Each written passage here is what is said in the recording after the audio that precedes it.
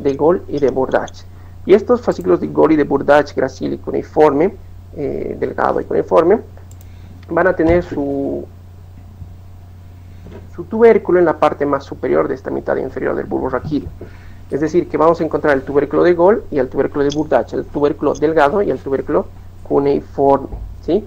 Y ahora, ya metiéndonos un poco a lo que es la mitad superior de la cara posterior del bulbo raquídeo, vamos a encontrar que esta mitad superior se abre para alojar en su interior al cuarto ventrículo. Este cuarto ventrículo, que es una cavidad que se va a encontrar dentro de todo el sistema nervioso central, pues va a tener como parte inferior, como límites inferiores, esta mitad superior del bulbo raquídeo que se abre, que se desplaza y que se abre, y que va a formar los cuerpos restiformes o pedúnculos cerebelosos inferiores, en cuyos pedúnculos cerebelosos inferiores se van a describir dos tubérculos, que son los tubérculos cenicientos de Roland, derecho e izquierdo. Muy bien, analicemos un poco esto que es la fosa romboidea, o la pared anterior, o sea, el piso del cuarto ventrículo. ¿Por qué tenemos que analizarlo? Porque su mitad inferior de este cuarto ventrículo, de este rombo que se está formando aquí, su mitad inferior está formada por el bulbo raquídeo. Entonces tenemos la mitad inferior. El cuarto ventrículo, este rombo, esta fosa romboidal, se puede dividir en dos grandes triángulos. En un triángulo superior, formado por el puente, por la cara posterior del puente, y un triángulo inferior, formado por el bulbo raquídeo, por la cara posterior del bulbo raquídeo. ¿Y qué vamos a encontrar? Pues vamos a encontrar primero un surco medio posterior, ¿sí? Un surco medio posterior verticalizado que va desde el ángulo superior hasta el ángulo inferior, y posteriormente vamos a encontrar un surco transversal, ¿sí? Que prácticamente van a formar un surco cruciforme en forma de una cruz. En este sentido vamos a ver que en el triángulo inferior se empiezan a formar eminencias. La primera eminencia que vamos a describir va a ser el ala blanca interna. Este ala blanca interna, que está cerca de este surco medio posterior de la fosa romboidal, que también se denomina trígono del hipogloso. ¿Por qué? El trígono del hipogloso, o el ala blanca interna, en su interior o en su profundidad, pues va a tener al núcleo del nervio hipogloso, ¿sí? Entonces, fuera de este ala blanca interna vamos a encontrar al ala gris o trígono del vago. ¿Por qué? Porque al igual que el hipogloso, en su profundidad o adentrándonos a este trígono del vago, vamos a encontrar al núcleo dorsal del vago. ¿Ok? Entonces tenemos un ala blanca interna, un ala gris, y posteriormente, más externo aún, vamos a encontrar un ala blanca externa, que se va a denominar también trígono vestibular, porque va a alojar a uno de los núcleos vestibulares. Entonces así sí que se conforman prácticamente estas tres eminencias que vamos a encontrar en el triángulo inferior de la fosa romboidal. Posteriormente vamos a encontrar estas estriaciones, que son estriaciones acústicas, ¿sí? que van a parecer a bigotes, que van a nacer prácticamente del surco medio y se van a ir hacia los ángulos laterales. Además, en las partes más laterales, prácticamente en el ángulo lateral o muy cerca de la fosa romboidal, vamos a encontrar a los tubérculos acústicos, que están formados por el núcleo coclear posterior, y estas estructuras triangulares que están aquí abajo, no sé si pueden verlo, vamos a ver, estas estructuras triangulares que están más abajo van a ser las áreas postremas. Las áreas postremas son áreas las cuales carecen de cierta barrera hematoencefálica y están muy cercas y muy pegadas a la gris, es decir, al núcleo dorsal del vago. Se ha demostrado, se ha experimentado que estimulando estas áreas postremas que carecen de barrera hematoencefálica, se desencadena el vómito, ¿sí? Entonces es un área que prácticamente es un desencadenante del vómito, el gatillo del vómito. Muy bien. Entonces empecemos con la configuración interna. Esta configuración interna, pues, antes de hablar de la configuración interna, tenemos que repasar un poco de cómo se forma en sí todo el sistema nervioso central. Y recordemos que el sistema nervioso central es un derivado del ectodermo, del neuroectodermo, que se forma a partir del tubo neural, primero del surco neural, que después se forma el tubo neural. Y este tubo neural, a medida que se va desarrollando, vamos a diferenciar ciertas estructuras. En etapas más tempranas vamos a diferenciar un conducto ependimario mucho más amplio, conducto ependimario amplio, con placas alares, o sea, placas alares que van a estar en la parte más dorsal de este tubo neural, placas alares, y placas basales que van a estar en el área más rostral o área más ventral de este propio tubo neural. A medida que se va desarrollando el nuevo ser, estas placas alares van a terminar desarrollando los núcleos sensitivos somáticos, ¿sí? Núcleos sensitivos somáticos, mientras que las placas basales van a terminar desarrollando a los núcleos motores somáticos, ¿sí? Y después todas las estructuras cambian y todo eso, pero lo que quiero intentar llegar es que la médula espinal prácticamente tiene una estructura muy semejante o muy similar, perdón, a lo que es este tubo neural, ¿sí? Porque los núcleos motores se encontraban en las astas anteriores, ¿sí? Y mientras que los núcleos sensitivos se alojaban en las astas posteriores, ¿sí? Entonces, en este sentido, al ser el bulbo raquídeo una estructura prácticamente de transición entre la médula espinal y estructuras cerebrales o cerebelosas, por lo demás, pues va a tener una estructura muy similar. Bien, y antes de continuar tenemos que tener en cuenta que el bulbo raquídeo en sí y las demás estructuras vamos a estudiarlos al corte, ¿sí? Es decir, vamos a hacer ciertos cortes y dependiendo de estos cortes vamos a ver ciertas estructuras que están, ¿verdad? Es como un edificio que tiene varios pisos y que un tubo, una cañería está pasando por todos los pisos, entonces va a tener distinta configuración en cada piso. Bien, vamos a tener 3 cortes en el bulbo raquídeo, ¿ok? En el primer corte, que se va a desarrollar en la decusación de las pirámides, que va a ser en la decusación de las pirámides, lo más característico que vamos a ver, pues va a ser eso, que en la región anterior, vamos a ver la decusación de las pirámides. ¿Y qué son las pirámides? No son nada más que el fascículo córtico-espinal, que se está cambiando de lado, es decir, el derecho se vuelve izquierdo y el izquierdo se vuelve derecho, ¿sí?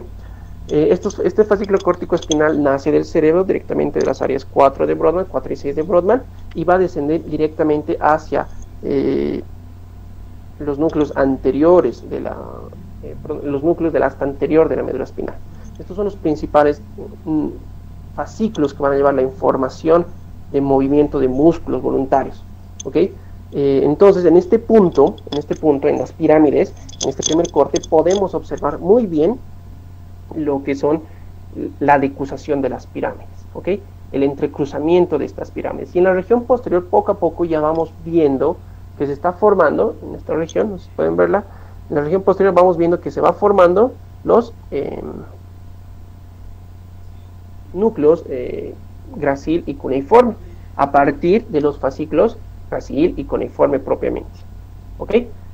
Pero todavía no están en su máximo desarrollo. Entonces, en un primer corte, que es el más inferior, vamos a ver a la decusación de las pirámides. En un corte superior, bueno, aquí está la decusación de las pirámides, porque no lo he notado. En un corte un poco más superior, pues vamos a ver algo muy parecido, pero ya ven que las estructuras cambian, ya empiezan a aparecer ciertos nervios, ya empiezan a aparecer ciertos núcleos, y el conducto central en estos 2 primeros cortes sigue siendo un conducto muy pequeñito, ¿sí? ¿Qué ocurre en el siguiente corte? Pues ya vemos que en el siguiente corte, un poco más superior, ya está formado prácticamente los núcleos delgado y cuneiforme en la región posterior. Como ustedes ven, en la región posterior aquí están formando los núcleos delgado y cuneiforme. Y estos núcleos van a emitir una decusación. Esta va a ser la decusación sensitiva. La anterior que les he mostrado era la decusación motora. Entonces esta va a ser la decusación sensitiva. ¿Por qué? Porque el fascículo córtico espinal llevaba impulsos motores, mientras que los fascículos de Gol y de Burdach van a llevar fascículos sensitivos somáticos. ¿Ok? Entonces, en el primer corte encontramos la decusación de las pirámides, y en el segundo corte vamos a encontrar la decusación de la decusación sensitiva de los fascículos sensitivos de Gold y de Burdacchi, que posteriormente se van a juntar estas fibras y van a empezar a formar lo que se denomina el lemnisco medial. El lemnisco medial, que luego va a ir a terminar en el núcleo ventral posterolateral del tálamo óptico y todo eso. Muy bien, entonces, en el siguiente corte, en el tercero, que es el más importante casi de todos, en el cual ya se ve un cambio radical en cuanto a las estructuras del bulbo raquídeo. Vamos a ver que ya el conducto ependimario ya no está en el centro o en la región más central de todo el bulbo raquídeo, sino ya se ha abierto y va a formar lo que es el cuarto ventrículo, ¿sí? Mientras que en la región posterior podemos ver núcleos más distintos, con núcleo olivar inferior y todo eso que ahorita vamos a mencionarlo, y la sustancia reticular, y también ya estamos con varios nervios, el nacimiento de varios nervios de varios pares craneales, y a los lados ya se están formando los pedúnculos cerebelosos inferiores o cuerpos restiformes. Pues bien, para estudiar este corte, pues tenemos que dividirlo en regiones. Vamos a empezar por la región más dorsal, ¿sí? La región más dorsal, donde lo primero que vamos a observar es lo que ya les había mencionado, los núcleos del hipogloso, ¿sí? El núcleo del hipogloso que hacia el cuarto ventrículo terminaba formando el ala blanca interna, que se encuentra medial a otro núcleo que va a ser el núcleo del vago, o el ala gris del vago, el núcleo del vago, que va a protruir hacia el cuarto ventrículo como ala gris, ¿sí? Y más lateralmente aún vamos a encontrar al núcleo vestibular, que depende de la literatura. He encontrado literaturas en las cuales dice el núcleo vestibular medial y en otros dice el núcleo vestibular inferior, ¿sí? Va a formar el ala blanca externa o trígono vestibular, ¿ok? Entonces, en la región posterior podemos ver estos núcleos: el núcleo del hipogloso, el núcleo del vago y el núcleo vestibular, y estos tres van a protruir hacia el cuarto ventrículo como alas o trígonos. Aquí les mostraba cómo se vería la fosa romboidea, y ahí deberían de estar el núcleo, el ala blanca interna, la blanca externa y el ala gris, ¿verdad? Tenemos otra diapositiva de lo mismo, y posteriormente vamos a pasar a qué otros núcleos encontramos en la región posterior o qué otras estructuras. Pues vamos a encontrar al núcleo de la solitario, ¿sí? También vamos a encontrar al núcleo ambiguo, a la porción vulvar, del núcleo sensitivo del trigémino, y a cierta parte de los núcleos cocleares. Vamos a escribirla cada una de estas respectivamente después. Además, en la parte lateral, en las porciones laterales, vamos a encontrar los fascículos. En cuanto al gráfico que existe en el libro de Arené, pues cambia un poco con estos gráficos, que es gráficos de Pro, de la anatomía de Pro, pero prácticamente quieren decir lo mismo, que en la parte lateral vamos a encontrar tres tipos de fascículos. Tanto son los fascículos espinotalámico lateral, ¿sí? Que está más lateralizado, el espinocerebeloso anterior, que se encuentra un poco más medial, y finalmente el fascículo rubroespinal, que está totalmente más medial. En la parte lateral, en la mitad derecha les pongo el dibujo del Arené, en la mitad izquierda intento resaltar lo que son los fascículos, cómo está distribuido según Pro. Y en la región más anterior, en la región más rostral, vamos a encontrar las pirámides en sí, que en este punto ya no se están decusando, están yendo bien separaditas, ¿sí? Las pirámides, que no son nada más, que ya les he mencionado, que el fascículo córtico espinal.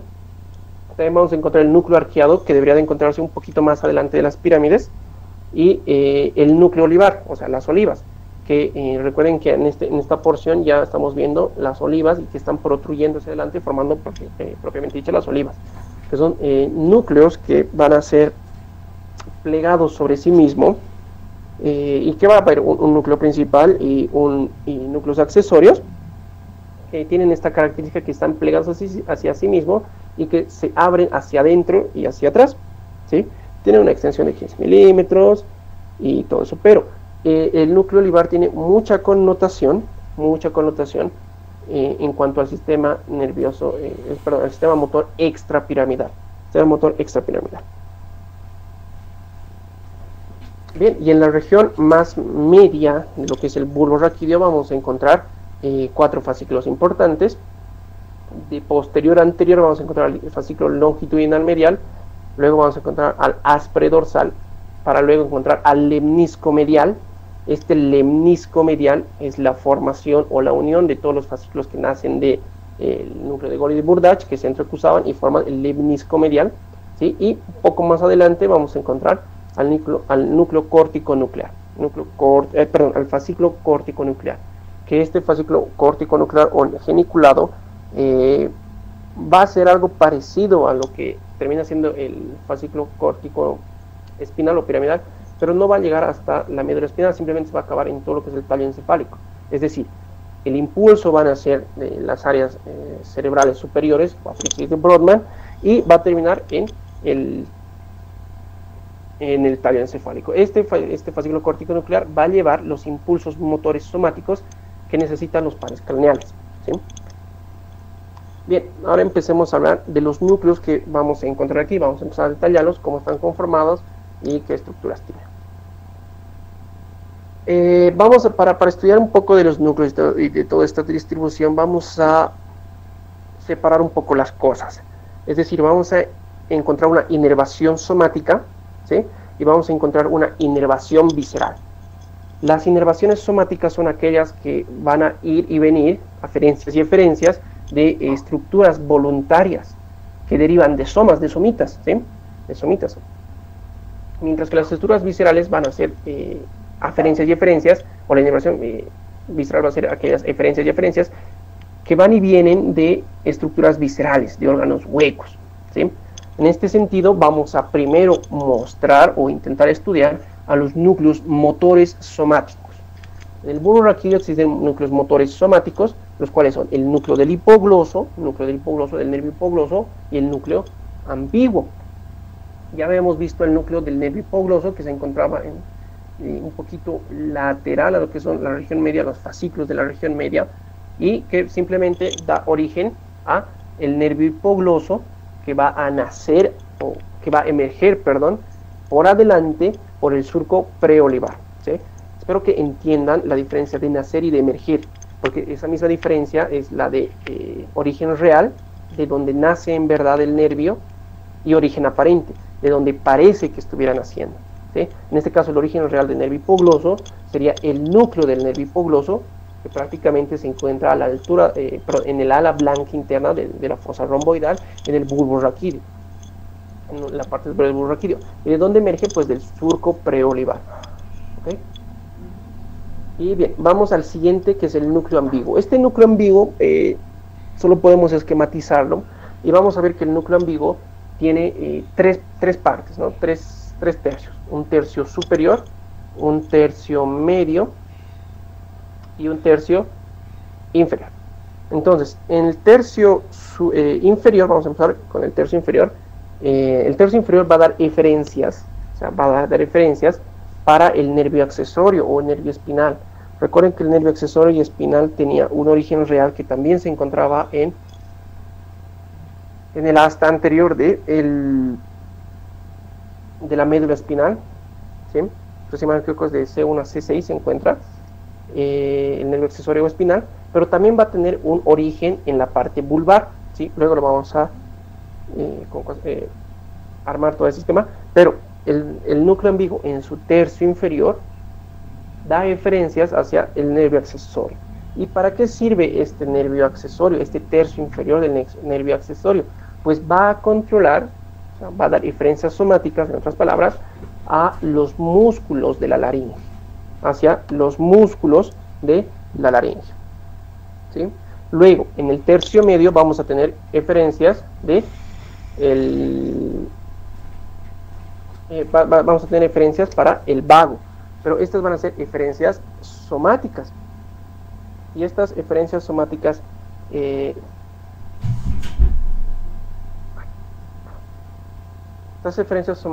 del vago van a llegar prácticamente hasta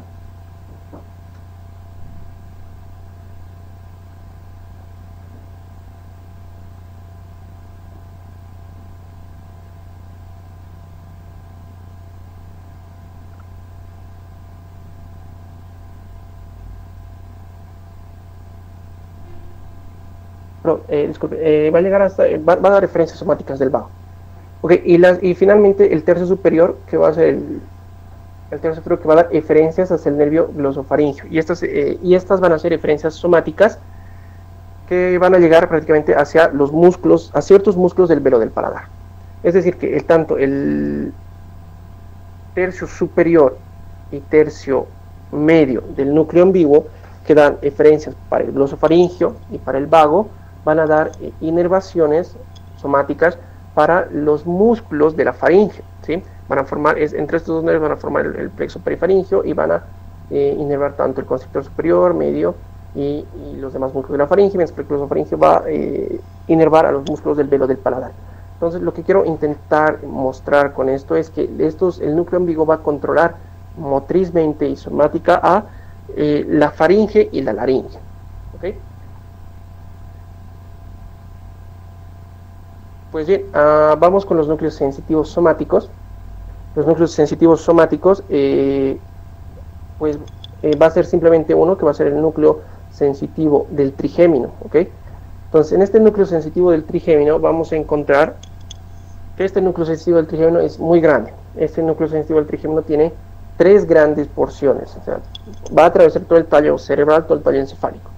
Y va a tener 3 porciones dependiendo en dónde se encuentre, es decir, vamos a tener una porción superior, que va a ser una porción mesencefálica, una porción media, que va a ser una porción pontina, y una porción inferior, que va a ser una porción vulvar, ¿sí? Dependiendo en dónde se encuentre. Todas las aferencias somáticas prácticamente van a llegar a este núcleo sensitivo del trigémino. Para entender un poco más la función de este núcleo sensitivo del trigémino, vamos a irnos a este cuadrito, que es la clasificación de las fibras nerviosas en sí. Las fibras nerviosas se clasifican en varios tipos, ¿sí? Dependiendo del grosor o del espesor de la mielina. O sea, mientras más mielina tenga, es más rápido la transmisión de impulsos que va a tener una fibra nerviosa. En este sentido vamos a tener fibras de tipo A, B y C, ¿sí? Tipos de fibra A, B y C. Lo que quiero que entiendan es que las fibras A son fibras gruesas, fibras nerviosas gruesas, mientras que las fibras C son fibras nerviosas que carecen casi de mielina o que tienen muy poca mielina. Entonces, dependiendo del grosor de cada una de estas fibras nerviosas, se va a estimular un tipo distinto, o por lo menos se va a transmitir un tipo distinto de impulso. Tanto así que las fibras más gruesas, como las A-alfa, vamos a tener que va a transmitir tanto la propicepción, es decir, la propicepción y los receptores de estiramiento. Y a medida que se van engrosando, van a transmitir otros impulsos, tanto así como la fuerza contráctil, por las fibras A-alfa también, perdón. Los receptores de estiramiento también encontramos en fibras A-beta, la presión y el tacto fino encontramos en A-beta también, y el dolor, que tiene dos grandes ciclos por los cuales van a ser transmitidos, van a ser las fibras A-delta, perdón, y las fibras C. El dolor agudo va a ser por las fibras C, y el dolor lento por el dolor agudo rápido va a ser por las fibras A-delta, y el dolor lento por las fibras C. ¿Por qué quiero mencionarles esto? Porque la distribución de estas estructuras, o sea, la función, perdón, de las porciones del núcleo espinal, núcleo sensitivo del trigémino, van a ir de grueso a delgado, de grueso, muy grueso arriba, ¿sí? Fibras muy gruesas van a llegar arriba, y fibras más delgadas que van a llegar abajo, es decir, a las regiones más vulvares.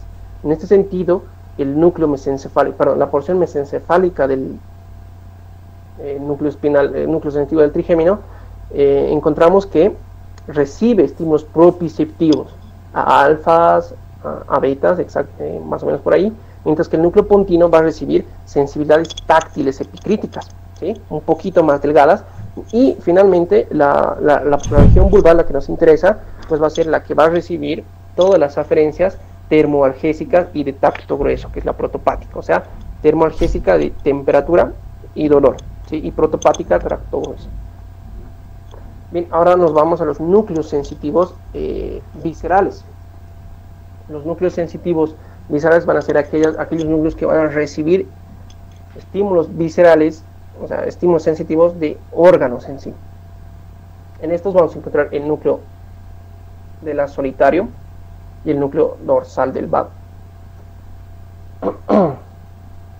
Entonces, el núcleo de la solitario, al igual que el núcleo ambiguo, vamos a dividirlo en 3 tercios. Un tercio superior, un tercio medio y un tercio inferior. El tercio superior va a tener una connotación mucho más sensitiva, porque todas las aferencias gustativas que van a ser transportadas por el glosofaringeo, por el nervio glosofaringeo, todas las aferencias gustativas que va a recibir la lengua, van a ser transportadas a través del nervio glosofaringeo hasta la porción superior del núcleo, de la porción superior del núcleo del A solitario. Esto quiere decir que el núcleo del A solitario en su porción superior tiene una función totalmente gustativa. De aquí se van a emitir ciertas fibras que van a llegar hacia el núcleo ventral posteromedial del tálamo óptico y cosas que luego vamos a ver. La porción media, es decir, el tercio medio, va a tener mucha relación con el glosofaringeo, y el glosofaringeo va a recibir, prácticamente va a transportar en sí las aferencias que tienen el seno y el glomo carotídeo. Entonces, el seno y el glomo carotídeo son baro y quimiorreceptores de la sangre, miden la presión y la concentración de tanto el oxígeno como el dióxido de carbono. Entonces, toda la información que tengan o que generen estos dos órganos, el seno y el glomo carotídeo, va a ser transportada a través del nervio glosofaringeo, de sus ramas del glosofaringeo, y va a terminar en la parte media del núcleo de la solitario. ¿Okay?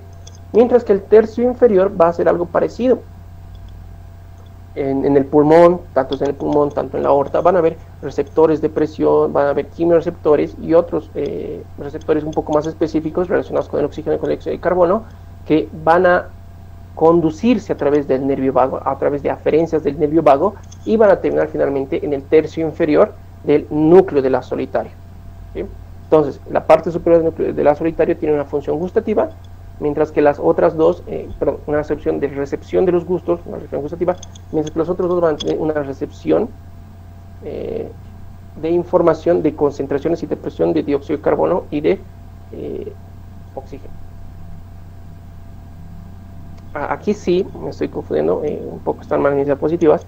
Aquí sí, en los núcleos motores viscerales, aquí sí es donde encontramos el núcleo dorsal del vago. En los núcleos motores viscerales vamos a encontrar dos núcleos, el núcleo salivar inferior y finalmente el núcleo dorsal del vago, del que tanto les hablaba. Y bien, vamos a empezar por el núcleo salivar inferior. El núcleo salivar inferior va a tener como función controlar a la parótida, que es una glándula salival, la glándula salival más grande. Entonces el núcleo salivar inferior va a emitir sus prolongaciones a través de, o va a emitir sus eferencias en sí, a través del nervio glosofaringeo. A través del nervio glosofaringeo va a llegar estas eferencias hasta el ganglio óptico.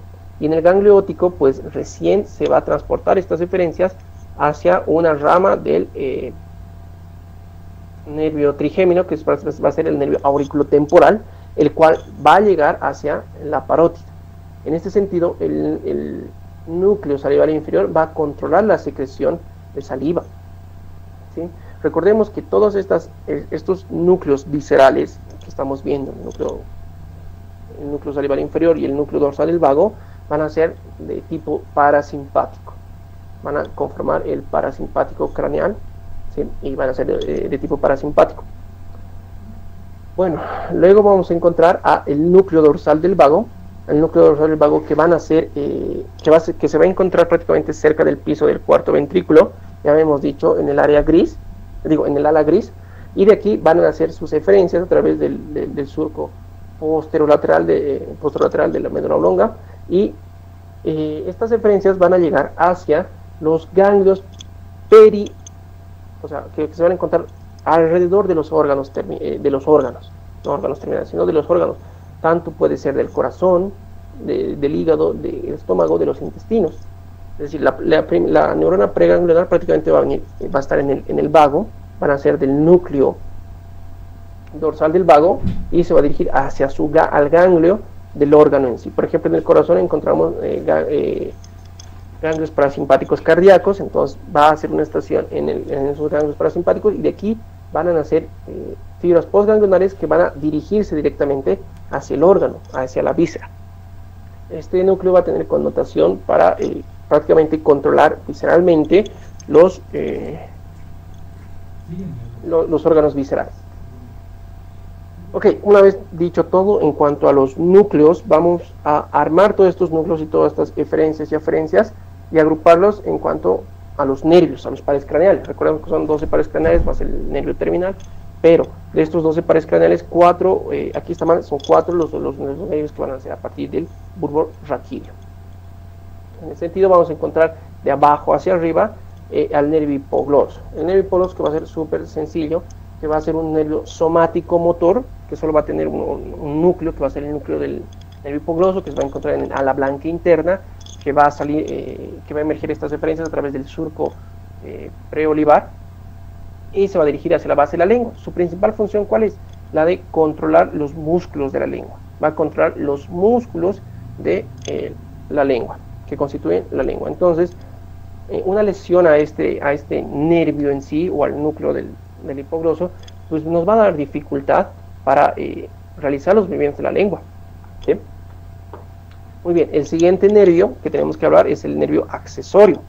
El accesorio o espinal, que son los dos nombres que se le dan, pues es igual a un nervio somático motor, que simplemente va a inervar músculos esqueléticos, prácticamente esqueléticos, y que va a tener dos raíces.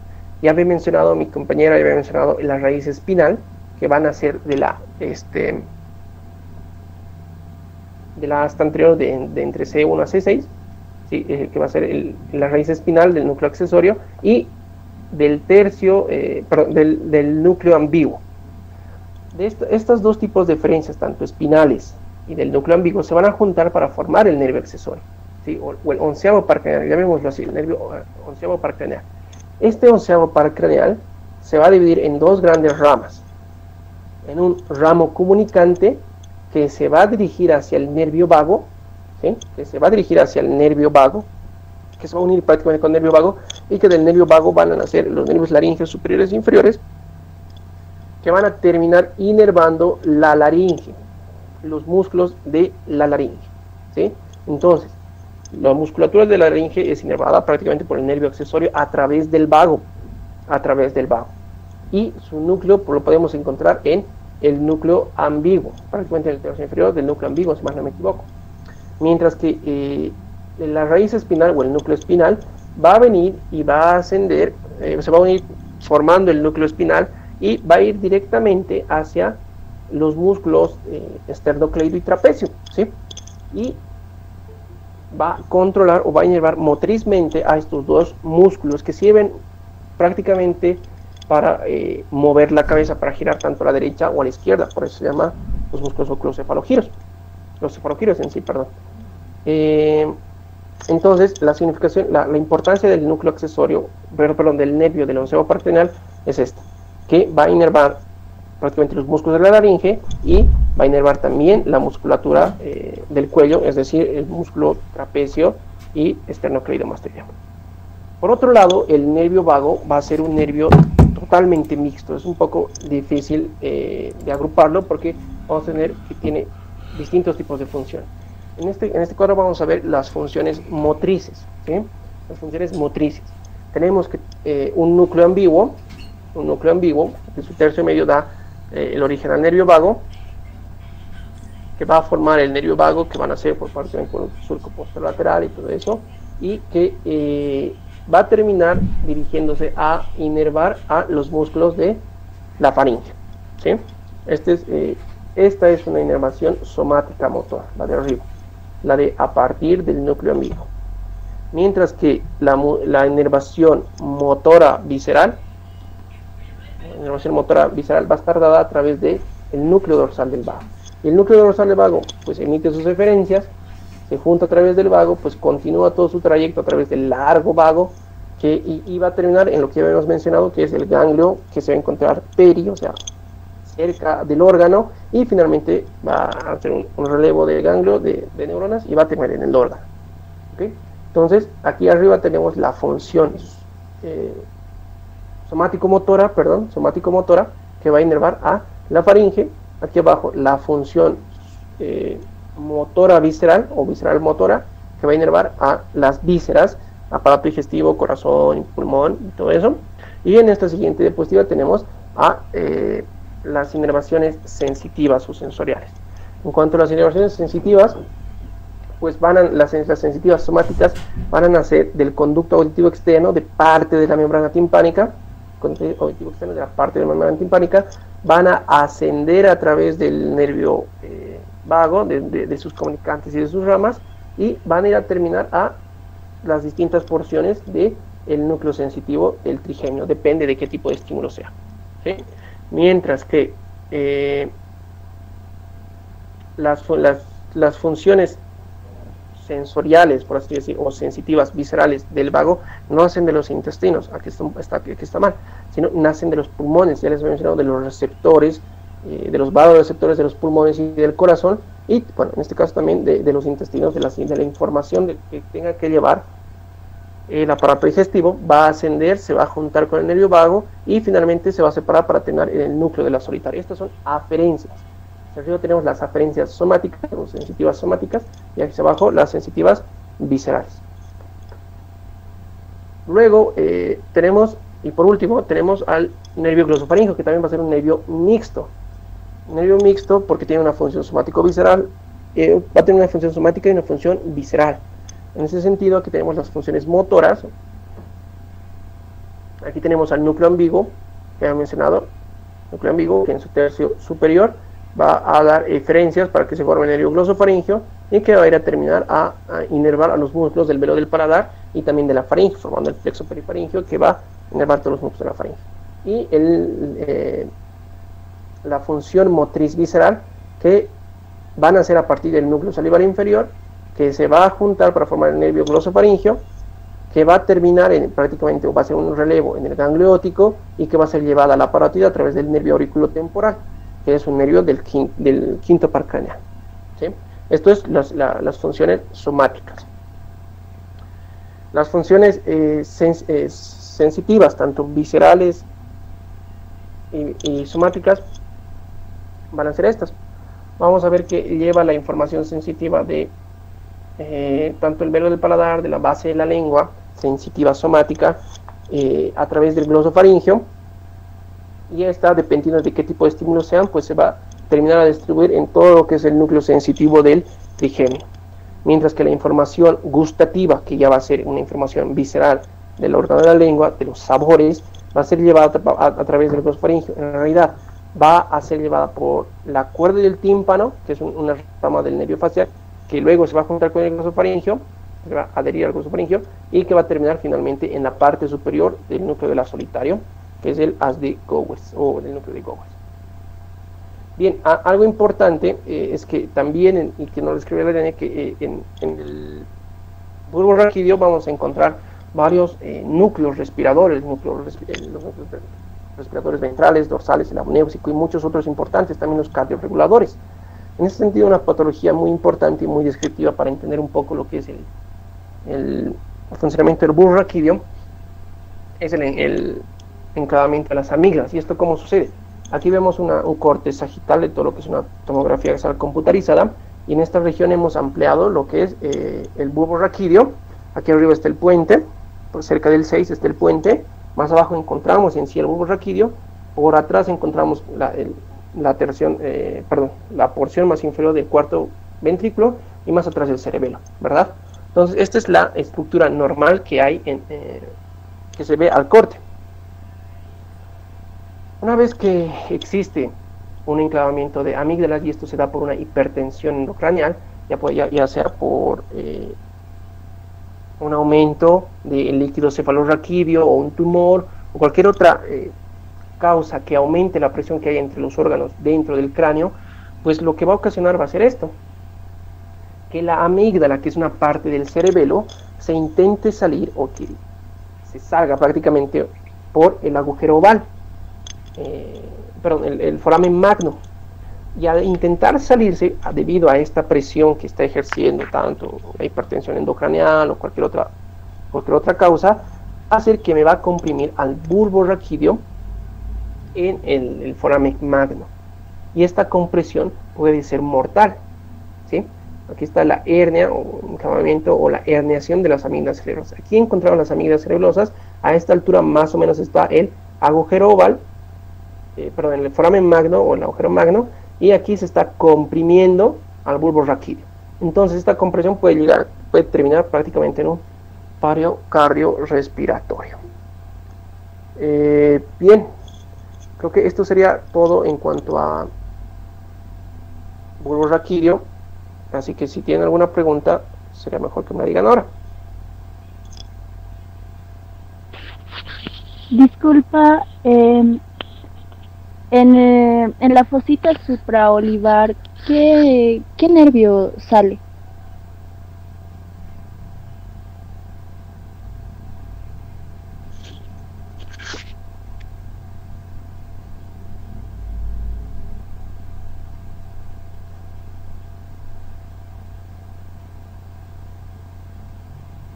Ahora, perdón, se me estaba acabando la batería.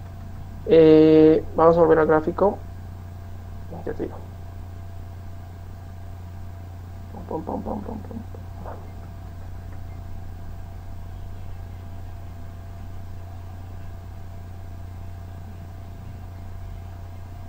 Caramba. Ok, aquí encontramos. Todavía no lo están viendo. Ok, aquí está prácticamente el bulbo raquídeo en su parte más superior, en su cara anterior. Lo que vamos a encontrar aquí son las olivas, ya les había mencionado, y la fosita supraolivar prácticamente va a ser lo que está de encima de la oliva, esa fosa que se va a encontrar de encima de la oliva. Y como están viendo, está saliendo 3 nervios, incluso 4, depende de cómo lo quieran ver. Encontramos al nervio facial, ¿sí? Con su nervio intermediario o intermedio de Reisberg, y lateralmente podemos encontrar el nervio coclear, el vestíbulo coclear, que a veces sale distinto, que es el nervio vestibular y luego el coclear, que al final se van a unir para formar el nervio vestíbulo coclear. En la fosita supraolivar, que sería en esta región prácticamente, vamos a encontrar que están haciendo esos 2 nervios.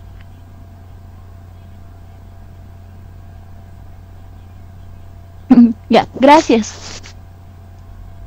¿Alguna otra pregunta? Si no hubiera alguna otra pregunta, creo que daríamos por terminada esta clase y daremos paso a la siguiente exposición.